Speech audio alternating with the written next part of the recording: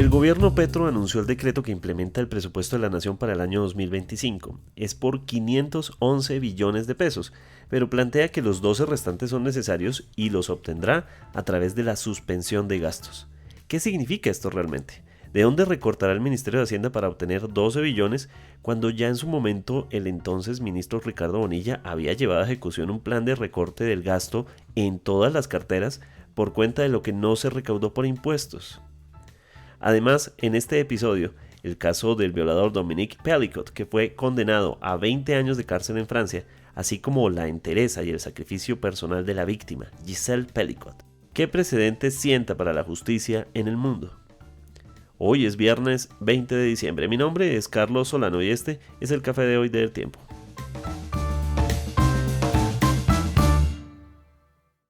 El Tiempo es un medio aliado de The Trust Project.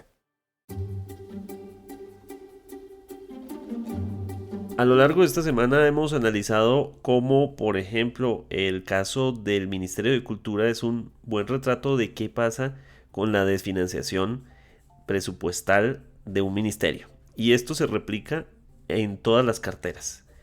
Por eso los invitamos a escuchar nuestros episodios de el martes 17 de diciembre y el jueves 19 de diciembre, en el que exploramos tanto con el ministro de Cultura como con voces relacionadas con la cultura, los efectos que tiene en una cartera y en quienes protege esa cartera o por quienes vela esa cartera ministerial, un recorte presupuestal de estas características. Finalmente, después de mucha espera y como se preveía que iba a ocurrir, el gobierno presentó el presupuesto del año 2025 por decreto. Es decir, como no salió a través del Congreso, lo hizo por decreto. Se esperaba que ocurriera antes del 31 de diciembre, lo presentó este 19 de diciembre. Y hay que decirlo, lo hizo por 511 billones de pesos, que era la cifra original del presupuesto, sin incluir los 12 billones correspondientes a lo que esperaba recaudar por o recibir por la ley de financiamiento. Sin embargo, con una anotación, y es que de todos modos se necesitan los 12 billones y que los va a conseguir por recorte del gasto. ¿Qué significa conseguir esos 12 billones por recorte de gasto? ¿Está el país preparado para eso cuando ya venía además de otros recortes de gasto previos? Hemos querido invitar a un experto, el economista Camilo Pineda de la Universidad Nacional, contador público, aspirante a magíster en Ciencias Económicas. Bienvenido, Camilo. Bueno, un cordial saludo a nuestros amigos del tiempo y a todos los que nos están escuchando. Gracias. ¿Qué significa hacer una propuesta? Bueno, primero porque además no había un antecedente propiamente de presentar el presupuesto de esta forma, porque usualmente él hace su proceso por el Congreso. Al hacerlo por decreto y hacerlo con estas características, ¿cómo es el panorama? ¿Cómo lo ve usted?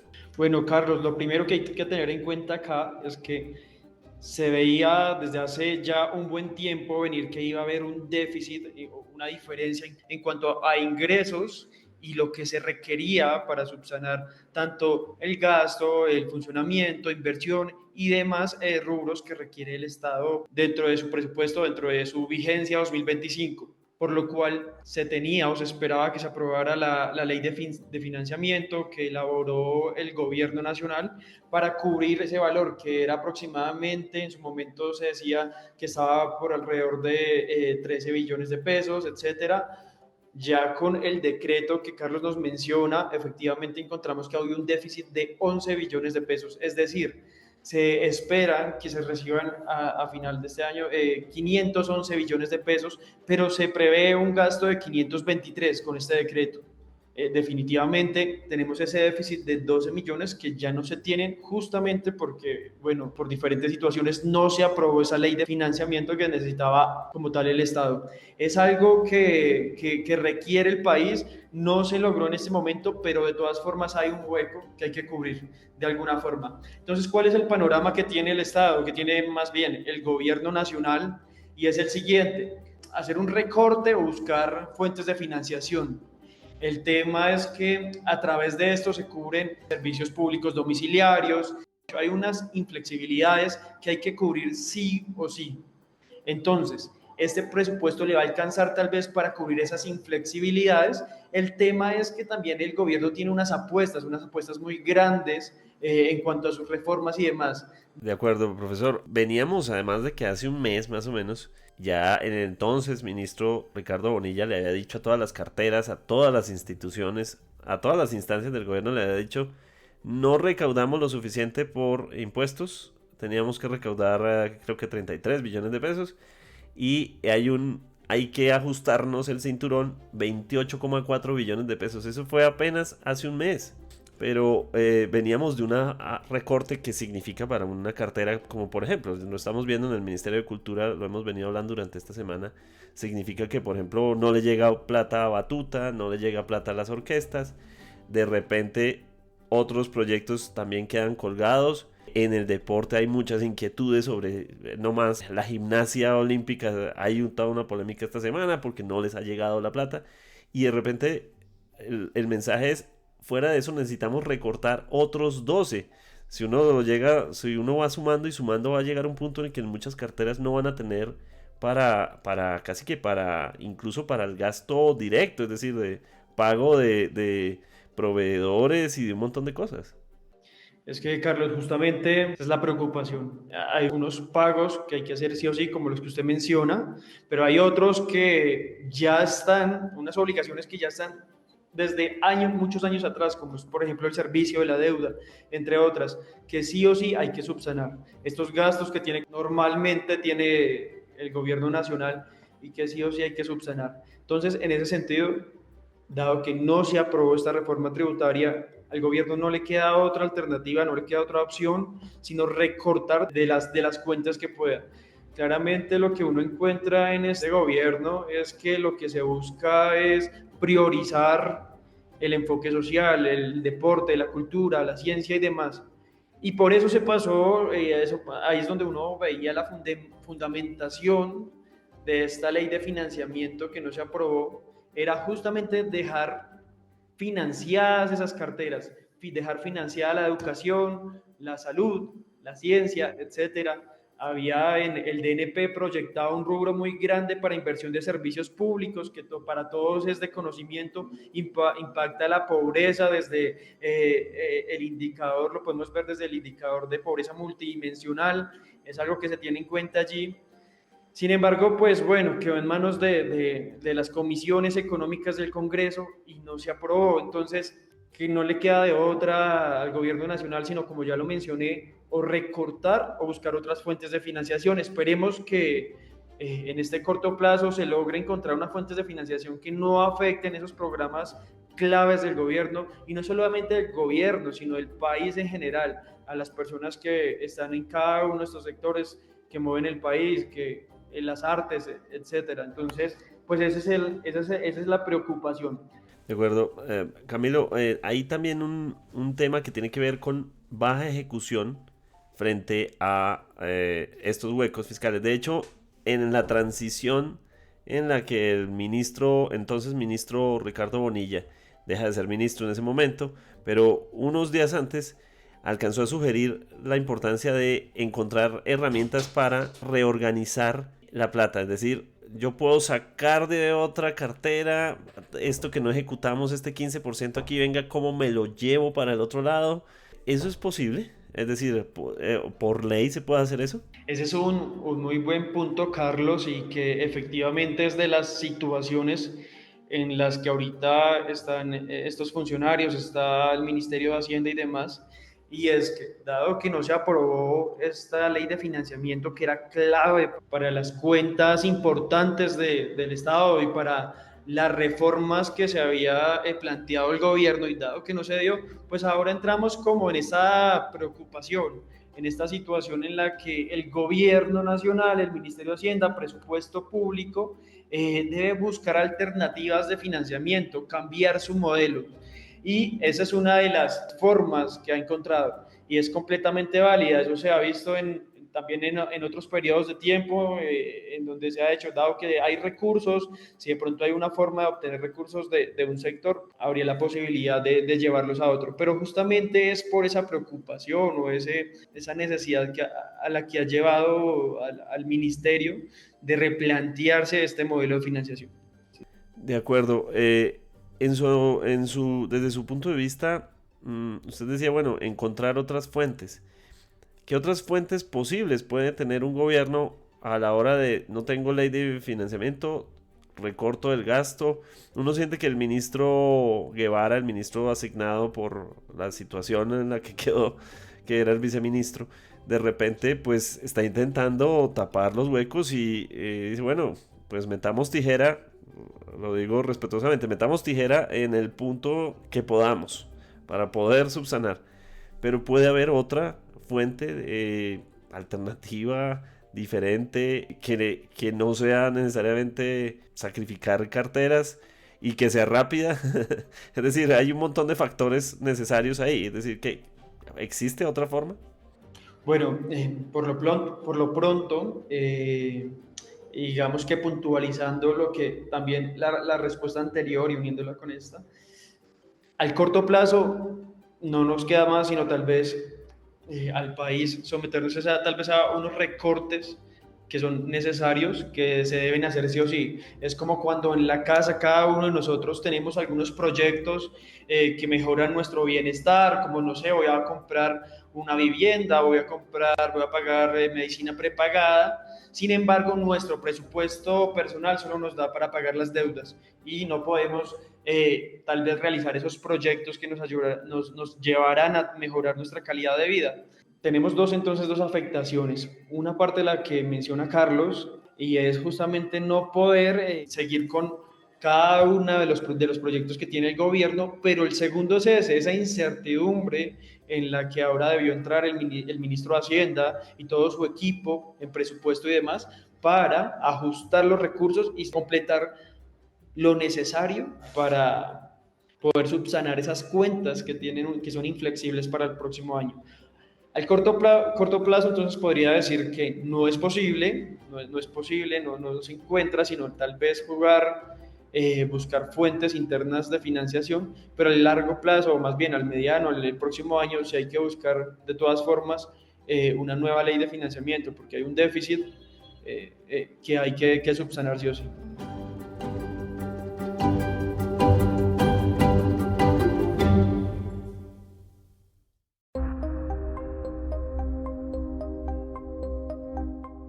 Este jueves se conoció la sentencia en Francia contra el ciudadano francés Dominique Pelicot por ser el perpetrador del abuso sexual contra su exesposa Gisèle Pelicot, un caso que ha sonado muchísimo durante este año, que ha concentrado la atención de los medios de comunicación en todo el mundo, sobre todo, entre otros motivos, porque la señora Pelicot decidió dar la cara, ser públicamente reconocida por el caso en el cual sufrió de abuso durante más de 10 años perpetrados por su ex esposo en complicidad con más de 50 hombres que también recibieron condenas por el caso.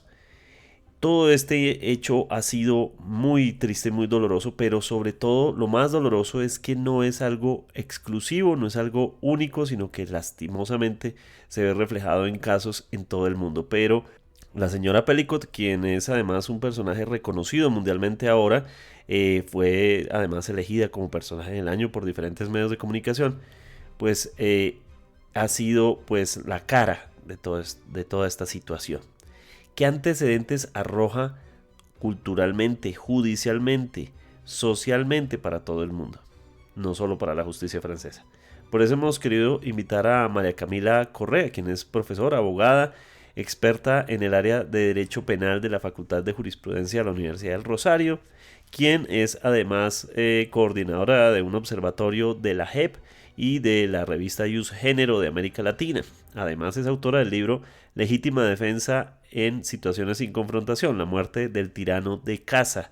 Es decir, es una experta en temas de género. Bienvenida, doctora.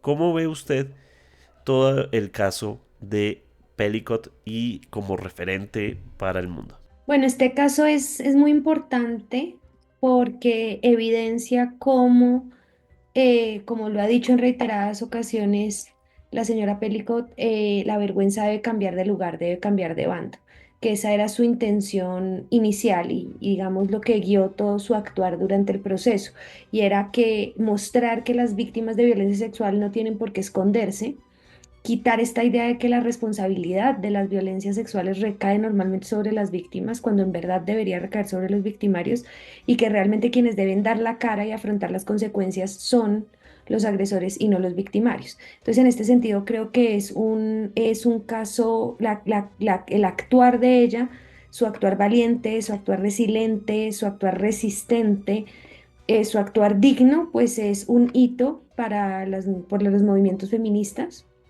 y creo que va a trascender en la historia y va a ser, digamos, un icono en la movilización contra las violencias basadas en género, o contra las violencias contra las mujeres y sobre todo las violencias sexuales. Y digamos que ha puesto también sobre la mesa, no solo en Francia, sino en el mundo, la pregunta por el consentimiento.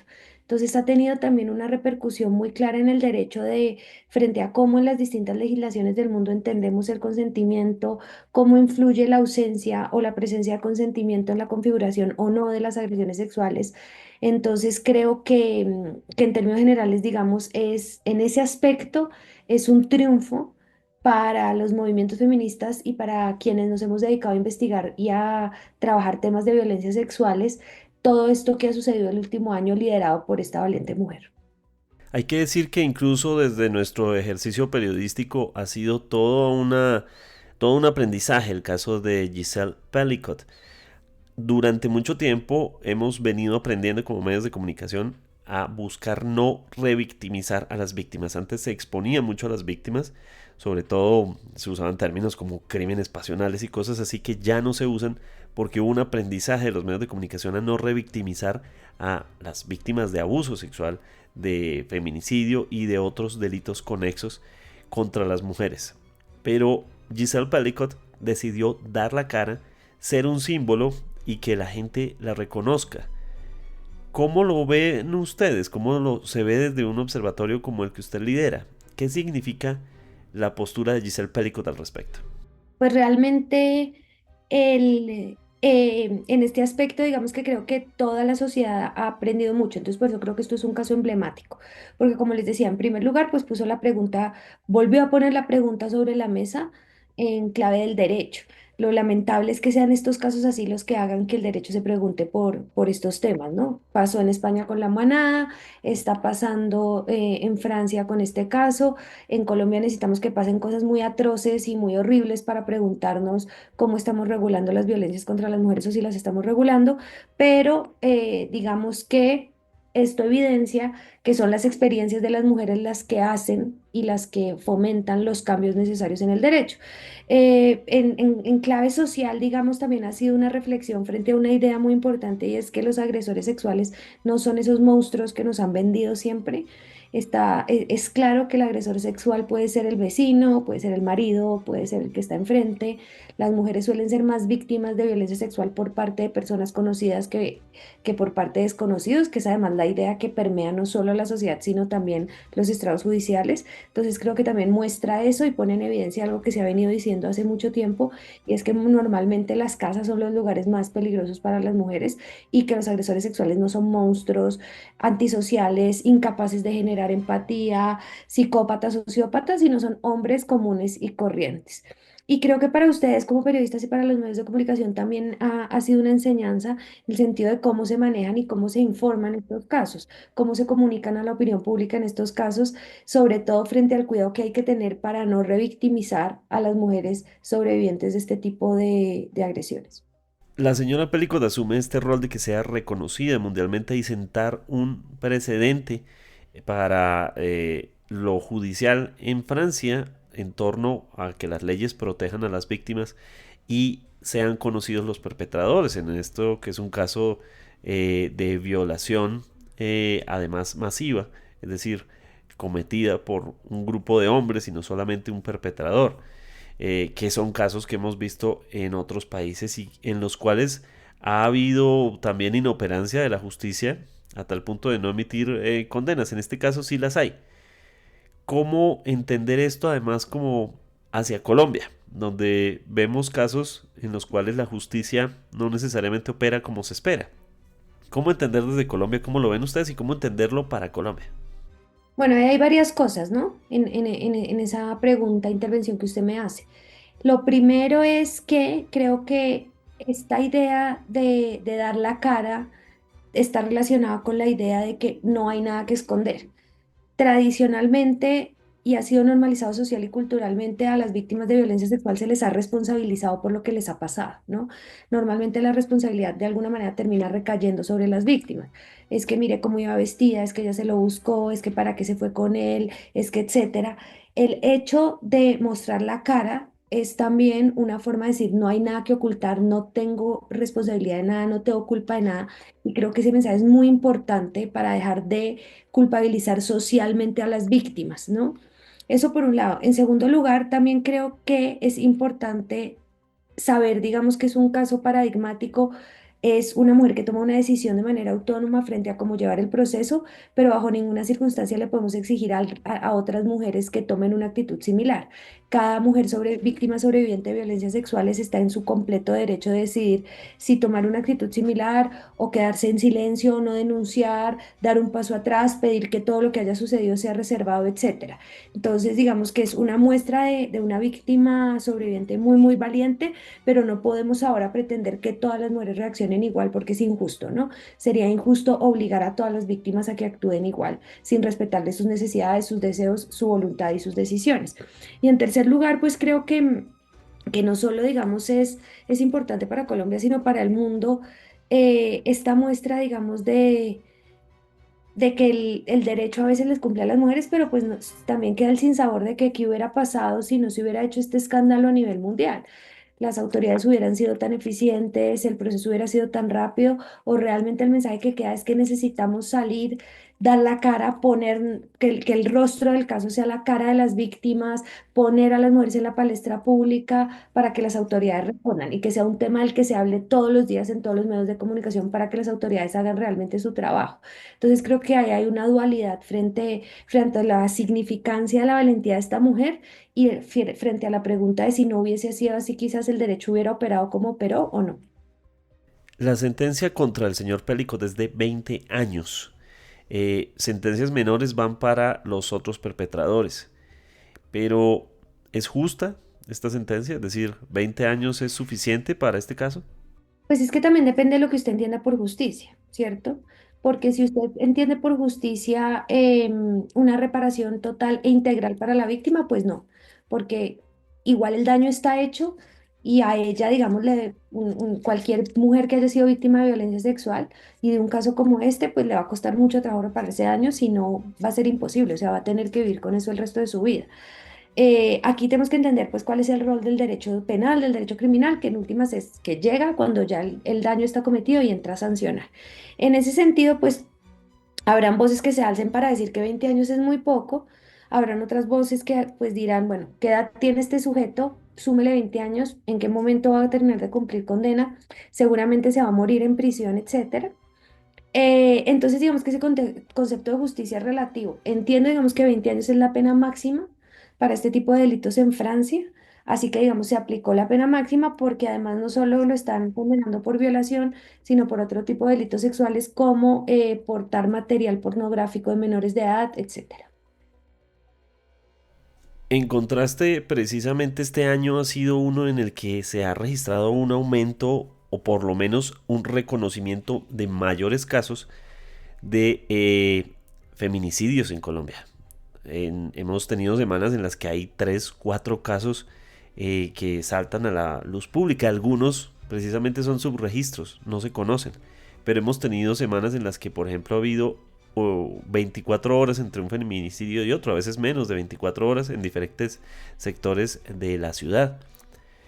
Pareciera que con tantos esfuerzos que se hacen, de todos modos, delitos como estos terribles se siguen cometiendo en hogares en los que algunas mujeres a veces pues en algún punto puede que hayan recibido atención de alguna autoridad que las anotan en este registro, pero vuelven a sus hogares en donde terminan siendo nuevamente víctimas de aquellos perpetradores de los que ya se sabía que eran sospechosos, que podrían terminar en algo grave, y resulta ocurriendo la tragedia como la entendemos.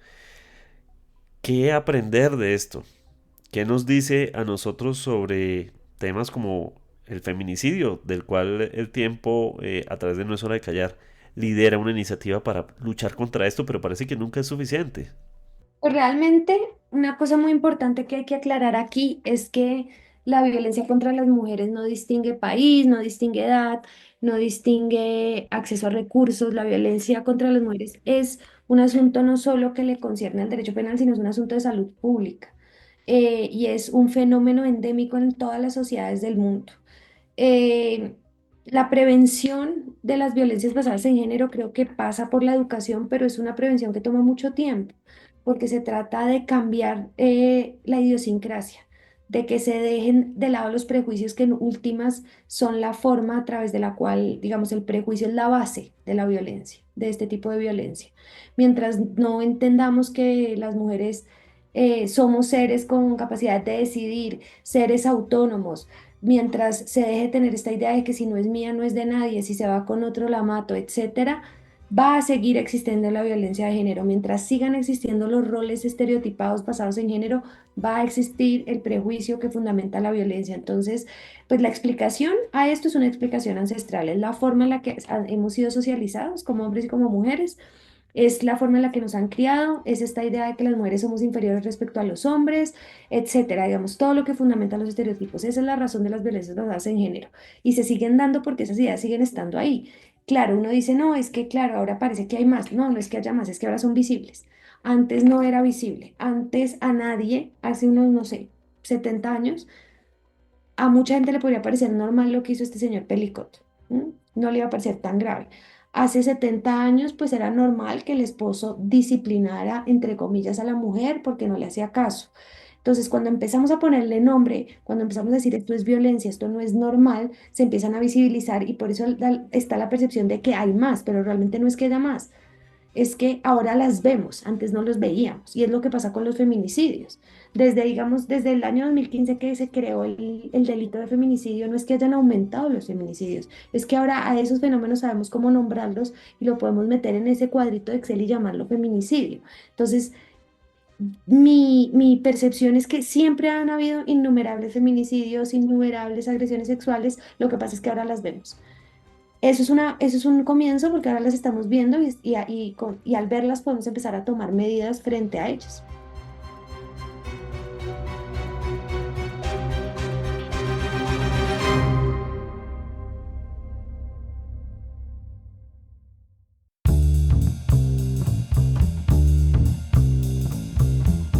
Gracias por acompañarnos en el café de hoy. Suscríbase en todas las plataformas de podcast y en el canal de YouTube de El Tiempo. Nos encuentran también en Instagram y en X como @podcasteltiempo. Además, si quieres recibir a través de WhatsApp la notificación de cada nuevo episodio, siga el enlace que se encuentra en la descripción o envíenos un mensaje con la palabra suscripción al teléfono 320-300-5327 y haga parte de la comunidad de El Café de Hoy. Este episodio fue producido por Juan Alejandro Motato. Mi nombre es Carlos Solano.